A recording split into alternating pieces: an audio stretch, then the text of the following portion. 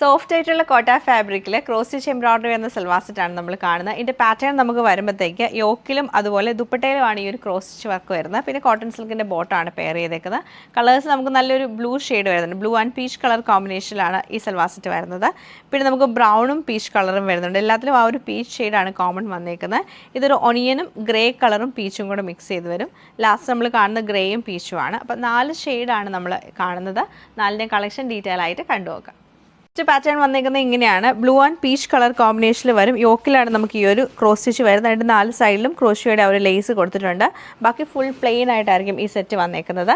ദുപ്പട്ട വരുമ്പം ദുപ്പട്ടയുടെ ഒരു സൈഡിൽ ഫുള്ളായിട്ട് നമുക്ക് ക്രോസ് സ്റ്റിച്ച് എംബ്രോയിഡറി ആണ് വന്നേക്കുന്നത്. ബാക്കി ഫുൾ ഇങ്ങനെ പ്ലെയിൻ ആയിട്ടായിരിക്കും വരുന്നത്. അതിൻ്റെ സൈഡിൽ നല്ലൊരു ക്രോഷിയുടെ ലേസ്, ഇങ്ങനെ ക്രോഷിയുടെ ലേസും കൊടുത്തിട്ടുണ്ട്. ഇതാണ് ഈ ഒരു ടോപ്പ് ആൻഡ് ദുപ്പട്ടയുടെ പാറ്റേൺ വരുന്നത്. ബോട്ടം വരുമ്പോൾ പീച്ച് കളറിൽ കോട്ടൺ സിൽക്കിൻ്റെ ബോട്ടാണ് പെയർ ചെയ്തേക്കുന്നത്. നല്ലൊരു എലഗൻ്റ് ആയിട്ടുള്ള ബ്രൗൺ ആൻഡ് പീച്ച് കളർ കോമ്പിനേഷനിലാണ് ഈ സൽവാർ സെറ്റ് വരുന്നത്. Onion pink and grey colour കോമ്പിനേഷനിലാണ് സെയിം പാറ്റേണിൽ ഈ സൽവാർ സെറ്റ് നമുക്ക് വന്നിരിക്കുന്നത്. ഗ്രേ ആൻഡ് പീച്ച് കളറിലാണ് ഈ സെറ്റ് നമുക്ക് വരുന്നത്.